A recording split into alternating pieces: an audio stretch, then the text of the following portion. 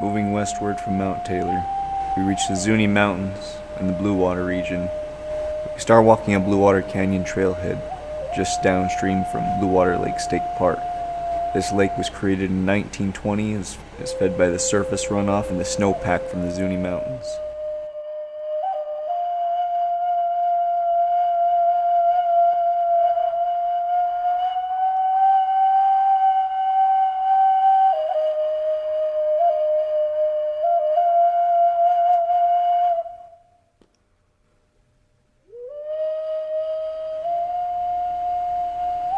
Going up the canyon, you're surrounded by walls of sandstone and limestone cliffs.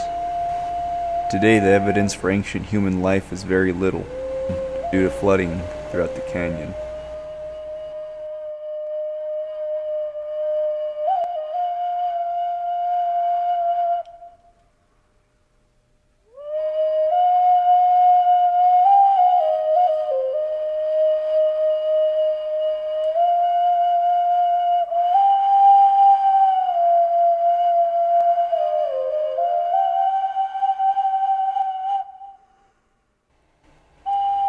When we make our pottery, we draw inspiration from the sherds that we find along our treks.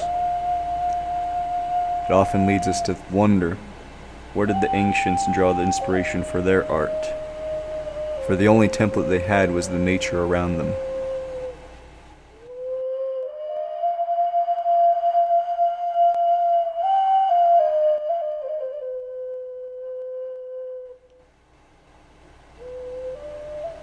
Throughout ancient history, this canyon would have been home to the Paleolithic people, the basket maker people, the Pueblo people.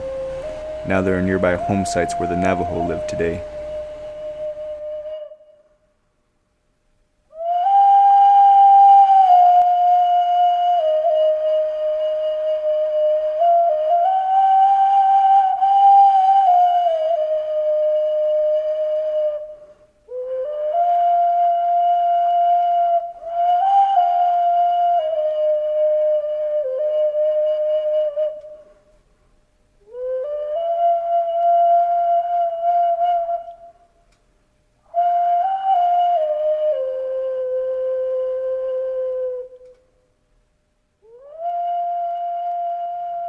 There were many ruins here.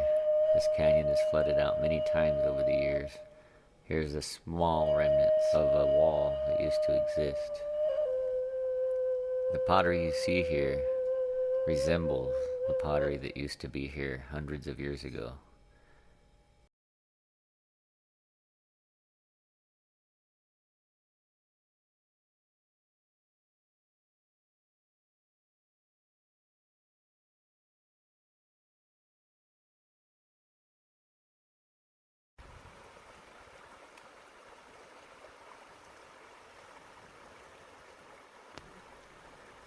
Water. Water was the main source of life for all those that lived in the desert. They needed a way to transfer water from the water source to the place where they lived. To feed their family, to wash themselves. They even used water to make the same clay pots that you see here today.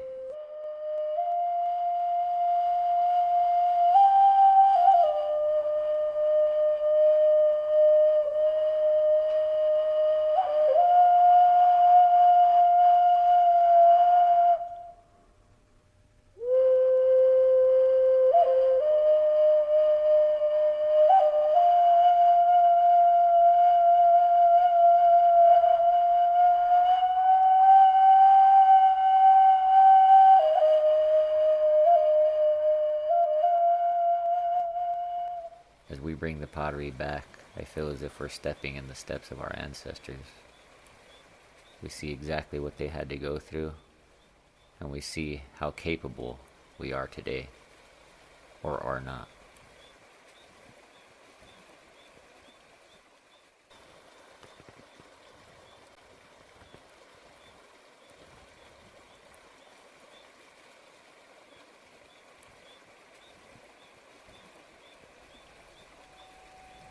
Sometimes it's easy to imagine pottery as an extension of oneself, knowing that you had no capacity in your stomach to carry the amount of water that you needed to make it a long journey. So you would make an extension of your stomach simply by adding water to clay. It's almost like building another organ for yourself.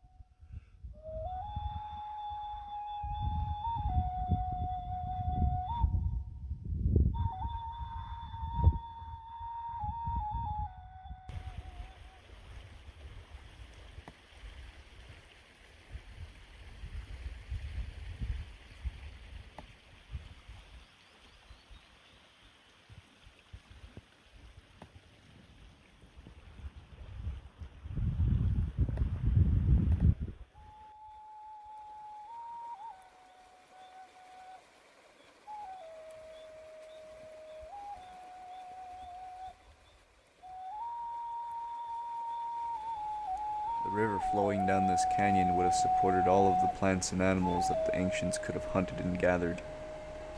Tools for hunting and vessels for storage would have played a large role in the ancient people's lives that lived in this canyon.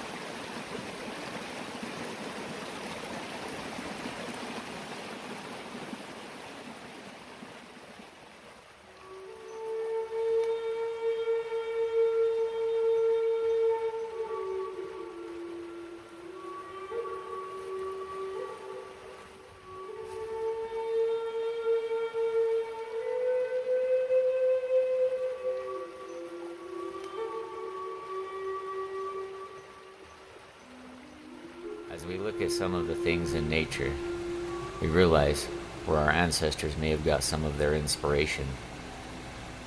Sometimes I feel like taking some of these nests built by the mud martin or the Pterochelidon nigricans. Their nests are made of mud, and sometimes I wonder if you could put them in a fire and sinter them like pottery. I'm sure the Native Americans had drawn inspiration from these birds' nests and the design of the container. The ancestor story tell of a weaver who learned how to weave from a spider. I am convinced that also these birds have taught us how to make pottery.